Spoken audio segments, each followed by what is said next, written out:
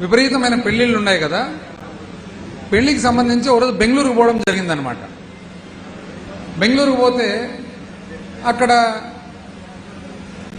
వివిధ బంధువులు మిత్రులు వాళ్ళు వీళ్ళు కలిసి బ్రేక్ఫాస్ట్ చేస్తూ టిఫిన్ చేస్తూ కూర్చుంటే నందికొట్కూరుకు సంబంధించిన ఒక పెద్ద మనిషి చాలా మర్యాదస్తుడు, అయితే తెలుగుదేశం సింపథైజర్. ఆయన కూర్చొని ఉన్నాడు, టిఫిన్ చేసుకుంటూ నేను అడుగుతానమాట, ఏమన్నా ఎట్లెట్టుండారు, ఏం సంగతి, ఏమంటే ఏమన్నా ఇంక అట్లా జరుగుతుందేనా, మన పంటల గింటలకు రేట్లు మంచి చెడ్డ బాగుండాయంటే ఏమన్నా అట్లట్లే అని, అంటే మొక్కజొన్నకు రేటు బాగొచ్చిందా అంటే ఏం అంత మాత్రం లేదులే కానీ అని అన్న తర్వాత పోనీ ఏమన్నా ఇన్పుట్ సబ్సిడీ ఏమన్నా వచ్చినా ఈ 2 ఏళ్ళకి అంటే ఏం నేను ఎప్పుడు పెద్ద ఆశించలేదు కదా అని. సరే నువ్వు ఆశించలేదులే, మిగతా రైతులు పాపం ఉంటారు కదా వాళ్ళ పరిస్థితి అంటే ఏమో మళ్ళా అని అన్న తర్వాత పోనీ ఇన్సూరెన్స్ ఏమన్నా కడుతుండారా ఏమన్నా గవర్నమెంట్ అంటే ఏమో దాని గురించి నాకు అంత తెలియదే అని. ఇది ఒక 70 సంవత్సరాల వయసు గల ఒక రైతు, ఒక ఊర్లో ఒక వ్యవసాయదారుగా పేరుగాంచిన మనిషి, అయితే ఒక తెలుగుదేశం సింపథైజర్. అంటే వాస్తవాలకు స్థానిక పరిస్థితుల వలన రాజకీయాల వలన ఎంత దూరంలో ఉండారనేది మన కంటికి కనపడుతుంది. అప్పుడు కాదు అన్న మీ ఊర్లో మీ దీంట్లోనే కదా పోతిరెడ్డిపాడు ఉండేది, అక్కడ నుంచి విత్డ్రాలు అని చెప్తే ఏం పెద్ద పలకకనమాట. దీనివల్ల ఏమర్థమవుతుంది మనకంటే విశాలంగా మన ప్రాంతం గురించి ఆలోచన చేయాల్సిన విషయాలు కానీ, విశాలంగా అందరికీ సంబంధించిన విషయాల మీద ఒక నిర్ణయం కానీ పోరాటం చేయాల్సిన పరిస్థితుల్లో కేవలం స్థానిక పరిస్థితుల వలన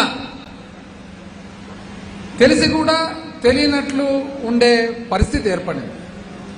ఈరోజు రాయలసీమ ప్రాంతం లెక్కేసుకుంటే భారతదేశంలో ఎవరినైనా కూడా రాజస్థాన్ తర్వాత నెక్స్ట్ వెనుకబడిన ప్రాంతం ఎవరంటే రాయలసీమనే. జైసల్మీర్ తర్వాత అతి తక్కువ వర్షపాతం అంటే అనంతపురమే. ఎటువంటి కరువులు, రాయలసీమ చరిత్ర 100 సంవత్సరాలు చూసుకుంటూ పోతే ఎక్కువ శాతం కరువుల గురించే ఉంటుంది చరిత్రలో. డొక్కల కరువు అని, రెక్కల కరువు అని, ధాతు కరువు అని, పాడు కరువు అని, ఎటువంటి పరిస్థితులు, గాడిదలకు పెళ్లిళ్లు చేయడము, తాబేళ్లకు పెళ్లిళ్లు చేయడము, ఇది ఎక్కడన్నా ఉందా? ఇది మనకుంది. ఎందుకంటే దురదృష్టం కాబట్టి. ఈశాన్య ఋతుపవనాలు కానీ నైరుతి ఋతుపవనాలు కానీ మనకు అంతగా పడే అవకాశాలు తక్కువ. ఈ తక్కువ కాబట్టే ఈ పరిస్థితుల్లో మనకు సాగునీటికి సంబంధించి అతి జాగ్రత్త తీసుకోవాల్సిన పరిస్థితులు ఉన్నాయి. 1952లో ఒక పెద్ద కరువు వస్తే అనంతపురం జిల్లాలో జవహర్లాల్ నెహ్రూ గారు ప్రధానమంత్రిగా వచ్చి పెద్ద పెద్ద భూస్వాములందరూ కూడా ఒక చెంబు గంజి కోసం లైన్లో నిలబడుకుంటే వాస్తవానికి జవహర్లాల్ నెహ్రూ గారు కంట్ల నీళ్ళు పెట్టి ఏడుస్తాడు, మీటింగ్లోనే ఏడుస్తాడు చూసి.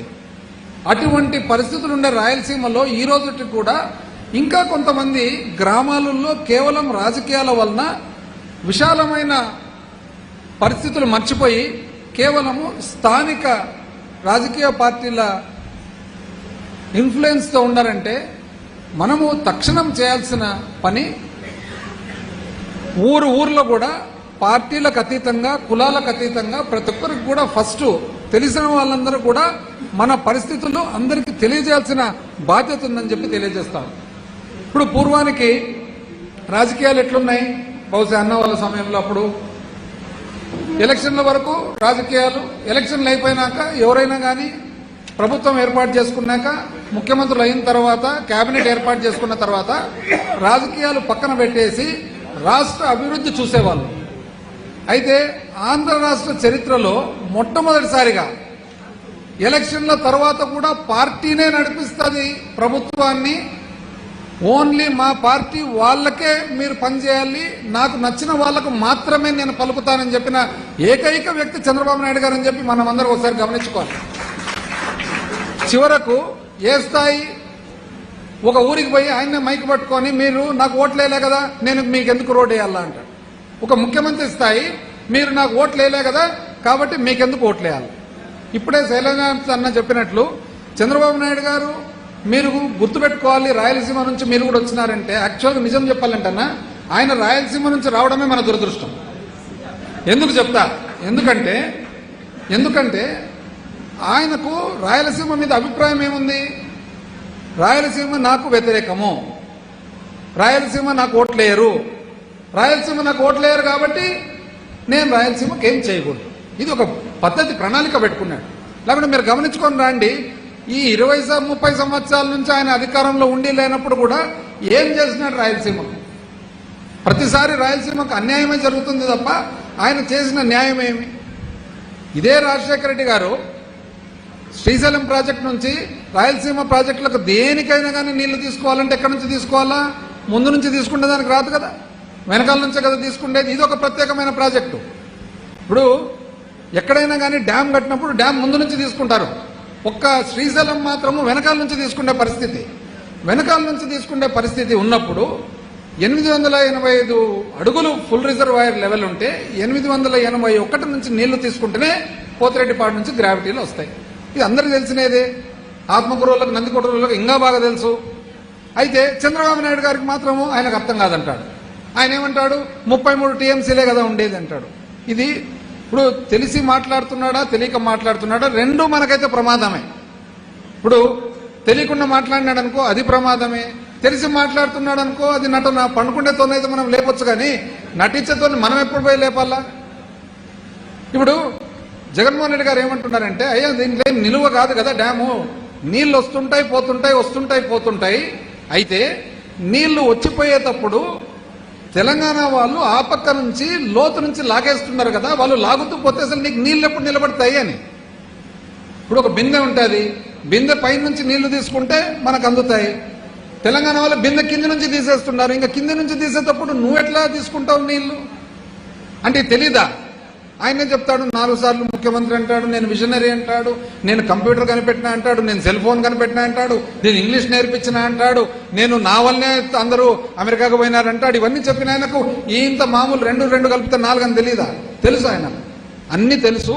అన్ని తెలిసి కూడా ఎందుకు ఆయన చేయడం లేదంటే ఆయనకు రాయలసీమ వ్యతిరేకి. ఇది మనం గమనించుకోవాలా. ఇప్పుడు నేను మొదట్లోనే చెప్తే కదా, ఒక పెద్ద మనిషి, 70 సంవత్సరాల మనిషి, వ్యవసాయం గురించి తెలుసు, మంచి రైతు, ఏ రోజు చాలా నిజాయితీ పరుడు. కానీ అటువంటి మనిషికి కూడా ఇంతవరకు ఈయన వ్యతిరేకి అని తెలియక కేవలం స్థానిక రాజకీయాల వలన ఇంకా అర్థం చేసుకున్నట్లే చేసుకోకుండా ఉన్నారన్నమాట. కాబట్టి మనం చేయాల్సిన పని ఏమంటే ఊర్లో కూడా ఖచ్చితంగా మన ఇది చెప్తారు చూడు, మౌత్ టాక్ మల్లన్న అని చెప్తూ ఉండాలా. తెలుగుదేశం వాళ్ళు స్పెషలిస్టులు అయినారు దాంట్లో. వాళ్ళు నందిని పందిని నంది ఎందుకు చేస్తారంటే వాళ్ళలో ట్రైనింగ్ అయిపోయిందనమాట. ఇప్పుడు మనకేమి, మన ఇంట్లో మన పిల్లోళ్ళు డాక్టర్ అయినా ఇంజనీర్ అయినా బయటికి పోయి చెప్పుకోము నా కొడుకు డాక్టర్, నా కొడుకు ఇంజనీర్ అని. ఎందుకంటే మన కల్చర్ ఎట్లాంటిది. వాళ్ళు ఎట్లా అంటే పక్కింటి పిల్లని ఎత్తుకొని నా పిల్లడు అని చెప్పి తిరుగుతారు. ఇది వాళ్ళకి అలవాటు అయిపోయింది అనమాట. ఇది స్టాండర్డ్గా వాళ్ళకు అలవాటే చేస్తున్నారు వాళ్ళు. అయితే ఏది ఏమైనా కూడా జగన్మోహన్ రెడ్డి గారు ఏం చేసినారు, ఇది గమనించుకొని మనకు ఖచ్చితంగా లోపల నుంచి నీళ్లు తోడుకుంటే తప్ప వీలు పడదు. ఒకవేళ మనము తెలంగాణ వాళ్ళు ఇద్దరం ఒకటే లెవెల్లో తోలుకుండేటట్టుంటే వాళ్ళు ఆపనన్నా ఆపుతారు, మనం కూడా సమానంగా తీసుకుంటామని చెప్తే దాన్ని ఆపేసి ఈరోజు గోవర్ధన్ అన్న చెప్పినట్లు, శైలజనాథ్ అన్న చెప్పినట్లుగా ఆల్మట్టి అంటూ తయారైతే, ఇప్పుడు మన కృష్ణానది మీద ఏమేమి ఉన్నాయి? ఆల్మట్టి ఉంది, ఆల్మట్టి కింద నారాయణపూర్ ఉంది. ఇప్పుడు మన పైన శ్రీశైలం పైన ఏమున్నాయి? జూరాల ఉంది, జూరాల పైన నారాయణపూర్ ఉంది, నారాయణపూర్ పైన ఆల్మట్టి ఉంది, ఆల్మట్టి పైన ఘటప్రభ హిడికల్ డ్యామ్ ఉంది, మల్లప్రభ మీద సౌదత్తి డ్యామ్ ఉండి, భీమా మీద డ్యామ్ ఉండి. ఇన్ని డ్యాములు దాటుకొని నీళ్లు రావాలంటే 4-5 సంవత్సరాలు ఒకసారి తప్పితే కృష్ణా నది నీళ్లు శ్రీశైలం చేరేది కూడా కష్టం అని చెప్పి మీ అందరికీ నేను తెలియజేస్తా ఉన్నా. మళ్ళీ ఈ పరిస్థితుల్లో కూడా ఆయన ఇంకా కూడా పట్టి పట్టనట్లు, చూసినట్లు పోని మంచిదే. ఏం చేస్తున్నారు పరిపాలన మీరు? ఇక్కడ నుంచి తీసుకుపోయి డబ్బులు మొత్తం తీసుకుపోయి అమరావతి, మంచిదే, సంతోషం. నీకు ఒక ఫ్యాంటసీ మాదిరి నువ్వు కట్టాలనుకున్నావు. నువ్వు ఎక్కడ కట్టాలనుకుంటున్నావు? ఎక్కడ కడుతున్నావు? అసలు ఒక నది ప్రవాహక ప్రాంతం ఉన్నప్పుడు ఎప్పుడు కూడా నది ఎక్కడెక్కడెక్కడి నుంచో నీళ్ళు వచ్చి నదిలో చేరేది రివర్ బేసిన్ అంటారు. నదికి ఈ పక్క ఆ పక్క ఒడ్డు ఏదైతే ఉందో రివర్ బ్యాంక్ అంటారు. అయితే రివర్ లేకి, నది లేకి వివిధ ప్రాంతాల నుంచి వచ్చిన నీళ్లు లోపలికి దిగేది అన్ని చోట్ల దిగదు. నది 300 కిలోమీటర్ల కింద ప్రవహిస్తూ ఉంటే 300 కిలోమీటర్లు ఏ 5 చోట్లనో 10 చోట్లనో మాత్రమే ఉపనదులన్నీ చేరుతాయి. దాన్ని ఏమంటారు, అది రివర్ ఫ్లడ్ ప్లెయిన్ అంటారు. ఫ్లడ్ ప్లెయిన్ అనేది ఏమంటే ఉపనదుల నుంచి వచ్చే నీళ్ళంతా నదిలోకి అక్కడ పోతాయి. నది పొంగినప్పుడు మళ్ళీ అక్కడనే పొంగుతుంది అనమాట. ఈ ప్రాంతం ఏది ఇప్పుడు అమరావతి ఏదైతే చెప్తున్నాడో ఆ ప్రాంతం. ఈ రోజుకి కాదు, ఏ రోజుకైనా చూసుకోండి కృష్ణానది పొంగుతుంది, అది మునుగుతుంది. అయితే నీ చిత్తశుద్ధి కొద్దీ, నీ ఆలోచన కొద్దీ నువ్వు పోయి చేస్తుండవు. నీ ఆలోచన ఏమి? మాట మాట్లాడితే 28,000 మంది రైతులు, సంతోషం. రైతులంతా బాగుపడాలని మనం కోరుకుండేది. ఇక్కడ రైతులు బాగుపడాలని, అక్కడ రైతులు బాగుపడాలని, అన్ని చోట్ల రైతులు. అయితే 28,000 మంది రైతులు ఎవరైతే అక్కడ ఉన్నారో, మీరు భూమి ఏదైతే ఇచ్చినారో ల్యాండ్ పూలింగ్కు, మీరు ల్యాండ్ పూలింగ్కి ఇచ్చినప్పుడు ఆ విలువ ఎంత ఉండే? అప్రాక్సిమేట్గా 10 లక్షలు ఉండే. అది కొన్ని కోట్ల లేకపోయింది, కోట్ల నుంచి కొంచెం తగ్గింది. లక్షల భూమి కోట్ల లేకపోయి కొంత తగ్గినందుకు మీరందరూ బాధపడుతున్నారు.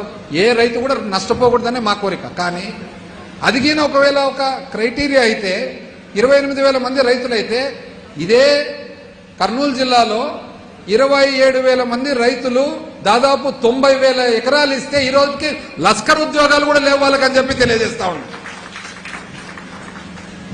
ఎటువంటి న్యాయం అది? ఏది ఏమైనా కూడా మనకు అర్థమైనది ఒకటే, ఆయనకు ఈ రాయలసీమ మీద శ్రద్ధ లేదు. ఎందుకు శ్రద్ధ లేదు? రాజకీయ కారణాల వల్ల శ్రద్ధ లేదు. ఈరోజు బ్రజేష్ కుమార్ ట్రిబ్యునల్ మరొక్కసారి వాళ్ళు మన నీటి పంపిణీ ఏదైతే తెలంగాణకు, రాయలసీమకు, ఆంధ్రాకు ఉందో ఆ పంపిణీ ప్రాజెక్టుల ప్రకారం చేసేదానికి ఎవరిని పంపిస్తాడు హైడ్రాలజిస్టుగా? ఏకే గోయల్. ఏకే గోయల్ అని నిపుణుడు ఉండొచ్చు, నిపుణుడు ఎవరైనా కానీ మన ప్రాంతం నుంచి ఒక లాయర్ కానీ, ఒక మన ప్రతినిధి కానీ పోయినప్పుడు మన ప్రాంతం వ్యక్తులను పంపిస్తామా, ఢిల్లీ వాళ్ళని పంపిస్తామా? ఎవరైనా కానీ మన ప్రాంత వ్యక్తులను పంపిస్తాం. ఎందుకంటే మన ప్రాంతం వ్యక్తికైతే ఆ ప్రాంతం మీద మమకారం ఉంటుంది కాబట్టి. అంటే ఈయన ఆలోచన ఏమి? అసలు రాయలసీమ గురించి ఎటువంటి బాగు చేయాలనే ఉద్దేశమే లేదు. మన దురదృష్టం కొద్దీ మీడియా లేదు మనకు. రాయలసీమ ప్రాంతానికి అతి తక్కువ మీడియా ఉండేది, ఒక మీడియా మనకు. మిగతా మీడియా అంతా ఏమి? ఎట్లా వాళ్ళ ఇష్టాంతరానికి ఏం కావాలంటే అది రాసుకుంటారు, ఏం కావాలంటే అది చెప్పుకుంటారు. ఈ పరిస్థితుల్లో అసలు విచిత్రం ఏమంటే వేరే వాళ్ళు చేసిన ప్రాజెక్టులు నేను చేసిన అని చెప్పడం. విచిత్రం ఏమంటే ఒక్కొక్క ప్రాజెక్టుకు పునాది రెండు సార్లు వేయడం. చివరకు కుప్పం బ్రాంచ్ కెనాల్ కూడా అన్న మంత్రిగా ఉన్నప్పుడు, మన గవర్నమెంట్లో ఉన్నప్పుడు పోయి కుప్పం బ్రాంచ్ కెనాల్కు, కుప్పానికి మొట్టమొదటిసారి నీళ్ళు ఇచ్చి ఇనాగ్రేషన్ కూడా అయిపోతే, ఎలక్షన్ 2024 అయిపోయిన తర్వాత పోయి మళ్ళీ ఒకసారి పూలు చల్లుతారు. ఇది ఒకటి కొత్తగా నేర్చుకున్నారు, ఈ చామంతి పూలు, పసుపు పూలు చల్లడం. అంటే ఈ పసుపచ్చ అంగీలు వేసుకోవడం, పసుపచ్చ పూలు చల్లడం, పసుపచ్చ నీళ్లు పోసుకోవడం, ఏందో ఇది అర్థం కాలేదు. చేసిన పని ఒకటన్నా ఉందే, పూలు చల్లేదు తప్ప. ఈ పరిస్థితిలో వీళ్ళు, మన దురదృష్టం ఏమంటే వివిధ రాజకీయ పార్టీలు కూడా ఎవరు కూడా గట్టిగా రాయలసీమ కోసము ఈ కష్టాన్ని అర్థం చేసుకొని నిలబడే వాళ్ళు లేరు. ఇప్పుడు ఉంది, ఇంకో పార్టీ ఉంది కదా, ఆయన పార్టీ స్థాపించినదే ఎందుకు? ప్రశ్నించేదానికి. తెలుసు కదా, పార్టీ స్థాపించినదే ప్రశ్నించేదానికి. ఒక్కరన్నా ఆ పార్టీ నుంచి మాట్లాడే వాళ్ళు ఉన్నారా రాయలసీమ గురించి? ఒక్కరన్నా? నాకు నిన్ననే ఆ సామాజిక వర్గానికి చెందిన ఒక వ్యక్తి నా దగ్గరికి ఏదో వేరే పని మీద వచ్చిండే. నేను నవ్వుకుంటా మాట్లాడుకుంటా, ఏం నాయనా ఎట్లుంది, ఏం సంఘం అంతా బాగుందా అంటే ఏమో నాయన అంటే, మన నాయకుడు ఏమైనా పలుకుతున్నాడా, ఏమన్నా చేస్తున్నాడా అంటే, ఆయన సేమ్ ఫస్ట్ రైతు చెప్పినట్లే ఆయన కూడా ఏమంటే ఏమో ఆడికాడికి ఏం పైన పదవి లేదు కదా, ఏం చేస్తా అంటే పదవి ఇంతకంటే ఏం కావాలా అంటే అన్నాక నేను చెప్తే, నేను ప్రతి మీటింగ్లో నేను ప్రశ్నిస్తూ ఉంటా, నువ్వు ఏమీ చేయలేదులే, కనీసము కాపునేస్తామన్నా ఇప్పకపోతేవి కదా నువ్వు, మేమిచ్చిన కాపునేస్తాం కూడా నువ్వు ఇప్పకపోతేవి అంటే, పక్కన తమాషా ఏమంటే ఇంకొక ఆయన ఒక నాయకుండే, ఆ నాయకుండే నవ్వుతుండే. ఏం నాయకు నువ్వు నవ్వుతున్నావు అంటే, కాపునేస్తాం అందరి భాగం ఆయన్నే తీసుకుంటున్నాడు కదా నెల అని. చూడు, అంటే ప్రజలలో ఎంత మటుకు వీళ్ళ చిత్తశుద్ధి కానీ వీళ్ళ ఆలోచన కానీ ఉందని చూసుకొని, అసలు ఏమనంటే సంపద సృష్టి, మనకు తెలియదు సంపద సృష్టి. 5 ఏళ్ళు చూస్తాం కదా. ఇప్పుడు ఈ 2 సంవత్సరాలుగా ఏం సంపద సృష్టించినారు? మా ఇంట్లో పనిపిల్లోడు, కోస్లాంధ్రకు సంబంధించిన పనిపిల్లోడు, వాళ్ళ అమ్మ చనిపోయింది, వాళ్ళ నాయన ఒక్కడున్నాడని చెప్పి, మీరేమనుకోకుంటే కన్నా నాకు ఇక్కడ బాగుంది సార్, కాకపోతే నాయన ఒక్కడున్నాడు ఈ వయసులో, నేను తోడు ఉండాలి కదా అంటే, ఏం చేస్తున్నాడు నాయన మీ నాయన అంటే, కొంత పొలం ఉంది అని. మళ్ళీ పొలం చేస్తున్నాడు ఆడ అంటే, ఎక్కడ? దూరం, అరకు దగ్గర. అంటే పొలం గుత్తకిచ్చినాం సార్, మేమేం చేయడం అంటే, మళ్ళీ ఎట్లా బ్రతుకుతారు, నువ్వేమని చేస్తావు పోయి అడిగిపోయి అంటే, ఏదో మా నాయనకు తోడు అని. ఏమి తోడు అని అంటే కిరాణం అంగడి పెట్టుకున్నాడు సార్. కిరాణం అంగడి అంటే కిరాణం అంగడి ఏం జరుగుతుంది? పోయి ఎక్కడో మారుమూల అరకు దగ్గర కిరాణం అంగడి మీ నాయన చేసుకుంటూ మళ్ళీ దానికి నువ్వు తోడు పోయి ఏమెంత మన బాధ ఏమంటే ఏదో అలవాటు చేసుకున్నాం కదా పిల్లోడిని, మళ్ళీ కొత్తోడిని మళ్ళీ నేర్పించుకోవాలని అని ఎవరి బాధ వాళ్ళది కదా దాంట్లో అని అడిగితే ఫైనల్గా ఆయన ఏమంటాడు తెలిసిన, జరుగుతుంది సార్, కొద్ది వరకు జరుగుతుందని. ఎట్లా జరుగుతుంది? కిరాణం అంగడి ఏమంటే కొంత మందమ్ముతాడు సార్ దాంతోపాటు అంటే. ఇది సంపద సృష్టి. ఇది వాస్తవానికి 3 రోజుల ముందర మా ఇంట్లో జరిగినది నేను చెప్పేది. ఇది సంపద సృష్టి. ఎక్కడన్నా చూడండి, అసలు నేను ఊర్లో విచారిస్తే ఎక్కడన్నా చూడండి రేట్ చెప్తారు 99 రూపాయల సీసా, డోర్ డెలివరీ 150 డోర్ డెలివరీ. నాకు తెలిసి ఇక్కడ ఫారిన్ కంట్రీస్కి పోయిన వాళ్ళందరికీ 7-Eleven అని ఒక అంగడి ఉంటుంది. అంటే స్టాండర్డ్ 7-Eleven అంగడి ఏమంటే చిన్న అంగడి, బ్రెడ్, బన్ను, జాము, బటరు ఇట్లాంటివన్నీ ఎమర్జెన్సీ దొరుకుతాయి. అయితే ప్రత్యేకత ఏమంటే 7-Eleven అంగడ్లలో ఎక్కడైనా కానీ అమెరికాలో ఉంటాయి, యూరోప్లో ఉంటాయి, అన్ని చోట్ల ఉంటాయి. అయితే దీంట్లో ప్రత్యేకత ఏమంటే నీకు బ్రెడ్తో పాటు, బన్నుతో పాటు, జాముతో పాటు, వెన్నతో పాటు మందు కూడా దొరుకుతుంది అనమాట. 24 గంటలు ఉంటుంది అనమాట. 24 గంటలు. నాకు తెలిసి చంద్రబాబు నాయుడు తిరిగి ఈ ప్రత్యేకంగా, ఎందుకంటే ఈయననే కదా అందరినీ నేర్పించేది, ఇంగ్లీష్ నేర్పించేది, ఇది కూడా నేర్చుకొని వచ్చి పెట్టినాడా అని. ఏ ఊర్లోన్నా చూడండి 2 గంటల వరకు మందు, 2 గంటల వరకు మందు దొరకని ఊరుందా ఏడన్నా? ఎప్పుడన్నా విన్నామా? కిరాణా మంగళ్ళలో, పాన్ మంగళలో, పాన్ దుకాణంలో మందు దొరికేది. ఈ టైప్ పెట్టుకొని ఈ 2 సంవత్సరాలు జరిపినారు కదా. ఈసారి చూడండి డబ్బులు చాలా వాళ్ళ, డబ్బులు చాలు, సంపద ఉండదు, సృష్టి ఉండదు. చూసుకుంటుండండి. పాపం ఎంప్లాయీస్ అయితే చాలా ఉత్సాహంగా, ఇప్పుడు చూడండి ఎట్టుంటుంది ఇంకా పరిస్థితి. ఇంతవరకు ఏమంటే ఆ అప్పు, ఈ అప్పు, పక్కింటప్పు, ఎదురింటప్పు, అన్ని అప్పులు చేసి ఏదో వచ్చినాడు. ఈసారి పక్కింటోడు అప్పీడు, ఎదురింటోడు అప్పీడు, వడ్డీ కట్టినా ఈడు, ఎవరు కట్టినా ఈరు. ఇప్పుడు నుంచి మీరు చూడండి, ఈ సంవత్సరం నుంచి జీతాలు ఇచ్చేదానికి కూడా కష్టం. ఈ పరిస్థితుల్లో మనము ఖచ్చితంగా ఈ విచ్చలవిడి ఖర్చు, మనకు సంబంధం లేని ఖర్చు, అది తీర్చలేని ఖర్చు, అది ఎవరికి ఉపయోగం లేని ఖర్చు, అది మునిగిపోయే ఖర్చు, ఇవన్నిటి నుంచి మనం బాగుపడాలంటే మనము ఊర్లో కూడా ప్రతి ఒక్క మనిషికి ఎడ్యుకేట్ చేసి ఇది నైనా జరుగుతుండేదని చెప్పి ఎడ్యుకేట్ చేసి మాట ద్వారా జరిగేంత ఎడ్యుకేషన్ వేరే ఏ స్పీచ్లు కాదు, ఏ మీటింగ్లు కాదు, ఏమి కాదు. Mouth talking. ప్రతి మనిషి కనపడిన ప్రతి మనిషిని కూర్చోబెట్టుకోవాలా, ఇది నైనా మనకు రాయలసీమకు జరగాలని చెప్పి. ఒకటి మనం గుర్తుపెట్టుకోవాల్సినది ఏమంటే, ఏ రోజుకైనా కూడా ఈ దుర్భరమైన పరిస్థితుల్లో మన ప్రాంతాన్ని కాపాడగలిగిన ఏకైక వ్యక్తి జగన్మోహన్ రెడ్డి అని చెప్పి మనం అందరం కూడా గుర్తుపెట్టుకొని ఖచ్చితంగా ప్రతి ఒక్కరు కూడా ఒక ప్రణాళిక, చక్రపాణి రెడ్డి గారు చెప్పినట్లుగా ఒక ప్రణాళిక పెట్టుకొని ముఖ్యంగా కనపడిన ప్రతి మనిషికి కూడా మన పరిస్థితి తెలియజేయాలని చెప్పి తెలియజేస్తూ, మరొకసారి కూడా వచ్చిన ప్రతి ఒక్కరికి కూడా నా హృదయపూర్వక నమస్కారాలు తెలియజేస్తూ